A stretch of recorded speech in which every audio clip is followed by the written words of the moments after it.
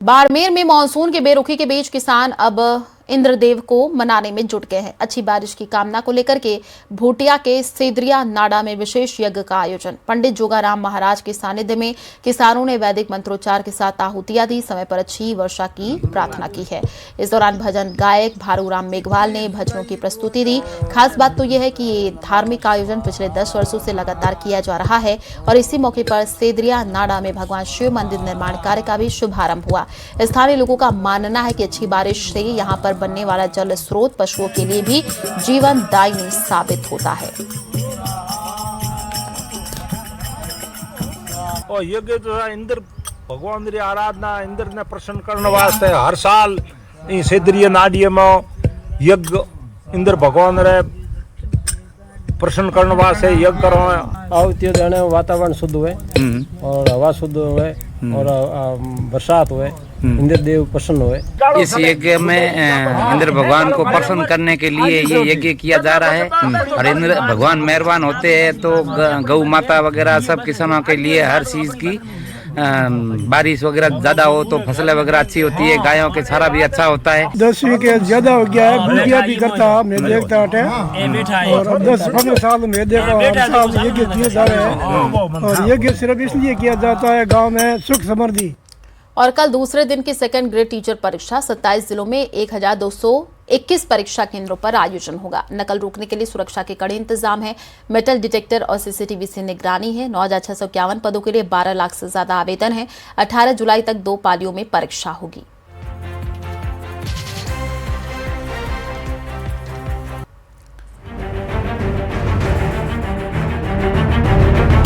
राजस्थान लोक सेवा आयोग की वरिष्ठ अध्यापक यानी सेकेंड ग्रेड भर्ती परीक्षा का आगाज हो चुका है। जयपुर, बांसवाड़ा, अजमेर, चित्तौड़गढ़, बूंदी, डूंगरपुर, अलवर, श्रीगंगानगर, बाड़मेर, जमवारामगढ़, दौसा प्रदेश में कड़ी सुरक्षा के बीच परीक्षा का आयोजन किया जा रहा है। जयपुर समेत प्रदेश भर के परीक्षा केंद्रों पर अभ्यर्थियों की लंबी कतारें देखने को मिली। परीक्षा शुरू होने से पहले ही केंद्रों के बाहर सुरक्षा व्यवस्था कड़ी कर दी गई। निर्धारित समय के बाद किसी भी अभ्यर्थी को प्रवेश नहीं दिया गया।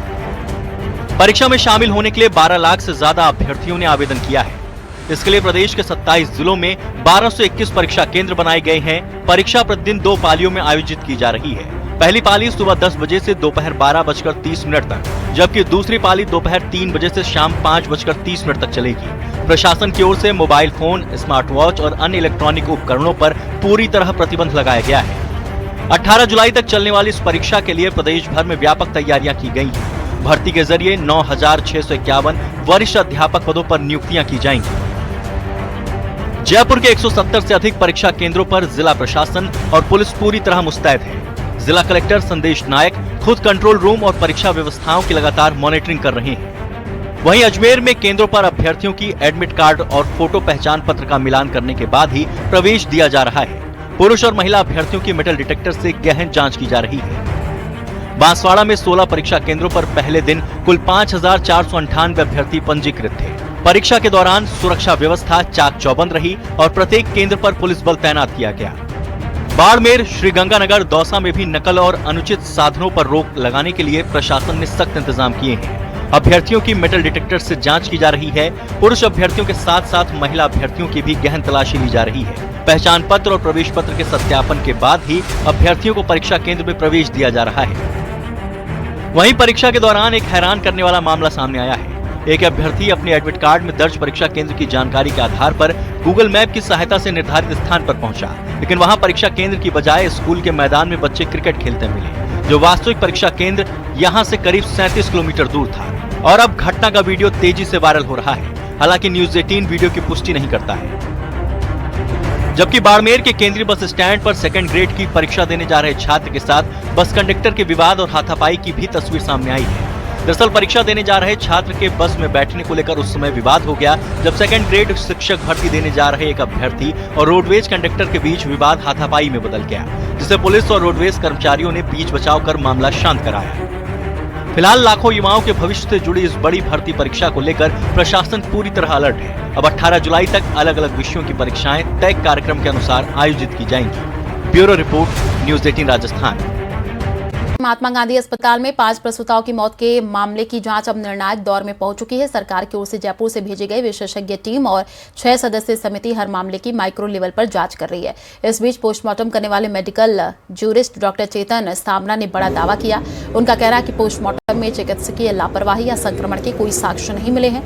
मृतका पहले से ही हाई रिस्क प्रेगनेंसी की मरीज थी। प्रसव के बाद अत्यधिक रक्तस्राव तथा कंजप्टिव कोगुलोपैथी के कारण उसकी मौत हुई है।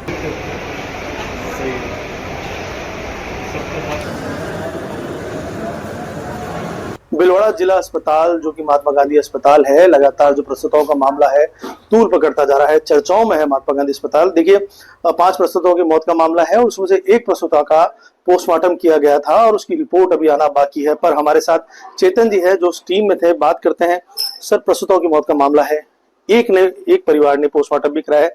क्या लगता है सर, लोग कई प्रकार के आरोप भी लग रहे हैं जी। देखिए, मैं 15 साल हो गए मेरे को पोस्टमार्टम करते हुए और इस फील्ड में इस पर्टिकुलर केस के बारे में बताऊं तो वो ऑब्स्टेटिक्स एक अलग अपने आप में एक अलग फील्ड है। हजारों करते हैं हम दिन में, कम से कम 20 से 30 हमारे यहाँ पे डिलीवरी होती है, सिजेरियन सेक्शन होता है। इस पर्टिकुलर केस में दिनांक 10 तारीख को हमारी टीम ने, हम 4 डॉक्टरों ने मिलकर पोस्टमार्टम किया था इसका।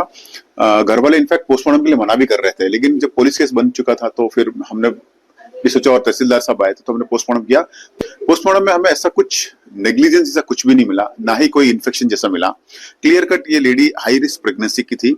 बच्चे में पहले ही ये 1 महीने पहले भी एडमिट हुई थी। ओलिगोहाइड्रोमियस और intrauterine growth retardation, asymmetrical intrauterine growth retardation था, तो पहले भी हाई रिस्क प्रेगनेंसी तो थी। हाई रिस्क प्रेगनेंसी के बाद जब जिस दिन आई थी, ये एडमिट हुई थी, मैडम ने इमीडिएटली एडमिट किया था क्योंकि इसका ऑलरेडी लीकिंग पीवी हो चुका था। ये एक ऑलरेडी इमरजेंसी थी, तो मैडम ने इमीडिएटली जो भी ऑन ड्यूटी गायनेकोलॉजिस्ट थी उन्होंने एडमिट किया और उन्होंने बोला कि जल्द से जल्द सिजेरियन करना ठीक रहेगा, क्योंकि पहले वाला बच्चा भी सिजेरियन से हुआ था। ऑपरेशन किया और बढ़िया बच्चा, फीमेल बच्चा पैदा हुआ। प्लेटलेट्स होते हैं जो खून को धक्का जमाता है, वो भी कम होने लगा। तो इस वजह से धीरे धीरे हमने जब हिस्टेक्टोमी कर ली, उसके बावजूद भी कंडीशन इंप्रूव नहीं हुई। तो ऐसे बहुत से केसेस कॉमनली होते हैं। In fact most common cause postmortem death ये होता है, इसको पोस्टमार्टम हेमरेज बोलते हैं। इसकी वजह से हुए कंजम्पटिव कोएगुलोपैथी और वेरियस कंडीशन होने से ये डेथ हुई है। जो 2 सदस्य डॉक्टर यहाँ पर पहुंचे हैं जांच करने के लिए, वो क्या अपनी रिपोर्ट में ले जाते हैं और जयपुर जाके जो उच्च अधिकारी हैं उनसे क्या रिपोर्ट शेयर करते हैं। वीडियो जर्नलिस्ट अंकुश सनाटे के साथ राहुल कौशिक, न्यूज़ 18 भीलवाड़ा। और वहीं पर बांसवाड़ा एमजी अस्पताल में 4 प्रसूताओं की मौत के मामले की जांच तेज हो गई है। जयपुर से आए स्पेशलिस्ट डॉक्टर्स की टीम ने रविवार को गायनिक वार्ड का निरीक्षण किया। टीम ने वार्ड की व्यवस्थाओं, उपचार प्रक्रिया और संबंधित रिकॉर्ड की जांच की है। निरीक्षण के बाद पीएमओ कक्ष में चिकित्सकों और अधिकारियों से विस्तृत चर्चा की गई। विशेषज्ञों ने गायनिक वार्ड के डॉक्टरों से भी पूछताछ करके तथ्य जुटाए हैं। जांच टीम ने कहा कि सभी पहलुओं को बारीकी से जांच की जा रही है। रिपोर्ट आने के बाद मौत के कारण स्पष्ट होंगे, आगे की कार्रवाई होगी। शासन स्वास्थ्य सचिव महोदय द्वारा किया जा रहा है। इसमें हम लोग बारीकी से इसकी कर रहे हैं और आपको शीघ्र ही इसके बारे में चोरों के हौसले लगातार बुलंद होते जा रहे हैं। नया शहर थाना क्षेत्र के सोनगिरी कुआं स्थित एक भुजिया दुकान को बदमाशों ने निशाना बनाया है।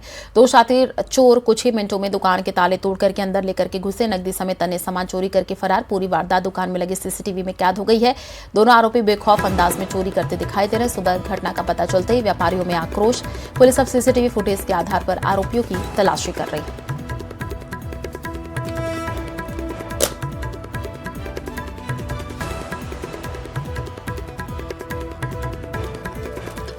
और इसी बीच अजमेर से एक बड़ी खबर है, जहां पर पुलिस ने बड़ी कार्रवाई करते हुए 13,06,000 रुपए के जाली नोट बरामद किए हैं।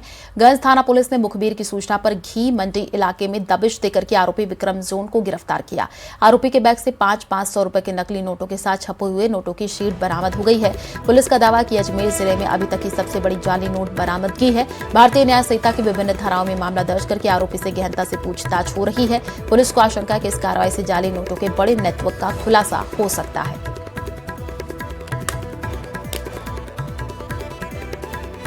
रेंज अजमेर और एसपी साहब अजमेर के निर्देशन में एडिशनल एसपी साहब मुख्यालय एवं सीओ साहब के नेतृत्व में एक टीम का गठन किया गया। अपराधियों की धरपकड़ के लिए विशेष अभियान चलाया गया। इसमें एक विक्रम जोन को इसमें गिरफ्तार किया गया है और इसके कब्जे से जो नकली नोट हैं करीब 13 लाख रुपए से जब्त किए गए। आज इनको कोर्ट में पेश किया गया। 1 दिन का पीसी रिमांड इसमें मिला है हमारा और इसमें अग्रिम कार्रवाई की जा रही है। और अजमेर में ज्यादा मुनाफे का लालच एक शख्स को भारी पड़ गया। टेलीग्राम पर 4 गुना रिटर्न का झांसा देकर के साइबर ठगों ने करीब 68,248 रुपए की ठगी कर ली। पीड़ित को पहले व्हाट्सएप ग्रुप में जोड़ करके निवेश कराया गया, फिर विड्रॉल के नाम पर कमीशन, जीएसटी, टैक्स की अलग अलग रकम वसूली गई है। पीड़ित ने अपने पैसे निकालने की कोशिश की तो आरोपियों का फोन स्विच ऑफ मिला, तब ठगी का पता चला। पीड़ित की शिकायत पर अजमेर साइबर थाना पुलिस ने मामला दर्ज कर लिया है। जांच शुरू। पुलिस लोगों से ऐसे फर्जी निवेश ऑफर्स और टेलीग्राम, व्हाट्सएप पर मिलने वाले मुनाफे के झांसे से सतर्क रहने की अपील कर रही है।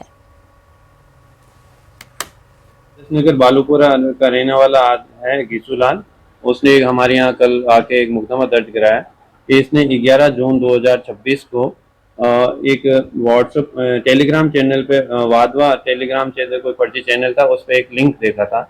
उस लिंक में 4 गुना पैसे करने के कोई झांसे दिए गए, जिसमें इसने झांसे में आकर और इसने उस लिंक पर क्लिक किया, जिससे इसको एक व्हाट्सएप नंबर पे चैट शुरू हुई। उस चैट में इसको झांसा दिया गया तो इसने अलग अलग टाइम को 11 जून को ही इसने एक बार 2,000 के 5 ट्रांजेक्शन। मुख्यमंत्री भजनलाल शर्मा से शेखावाटी फाउंडेशन के प्रतिनिधिमंडल ने मुलाकात की। इस दौरान प्रतिनिधिमंडल ने ऐतिहासिक यमुना जल समझौते के लिए मुख्यमंत्री का आभार जताते हुए उनका सम्मान किया। प्रतिनिधियों ने कहा कि यह समझौता शेखावाटी क्षेत्र के लिए मील का पत्थर साबित होगा और इससे पेयजल तथा सिंचाई व्यवस्था को बड़ा लाभ मिलेगा। उन्होंने विश्वास जताया कि जल उपलब्धता से क्षेत्र के समग्र विकास को नई गति मिलेगी। शुरुआत एक बड़ी खबर के साथ करेंगे। 2 जिलों में प्रसूताओं की मौत से जुड़ी हुई खबर है। चिकित्सा एवं स्वास्थ्य विभाग की टीमें जांच कर रही हैं। गजेंद्र सिंह खींवसर सोमवार को अहम बैठक करेंगे। प्रदेश के गायनिक विशेषज्ञों के साथ प्रकरणों पर यह बैठक होगी। आवश्यक सुधारात्मक निर्णयों पर चर्चा होगी। मंगलवार को चिकित्सा एवं स्वास्थ्य मंत्री भीलवाड़ा जाएंगे। तो एक बड़ी खबर इस वक्त आपको बता रहे हैं। 2 जिलों में प्रसूताओं की मौत से जुड़ी हुई खबर है। चिकित्सा एवं स्वास्थ्य विभाग की टीमें जांच कर रही हैं।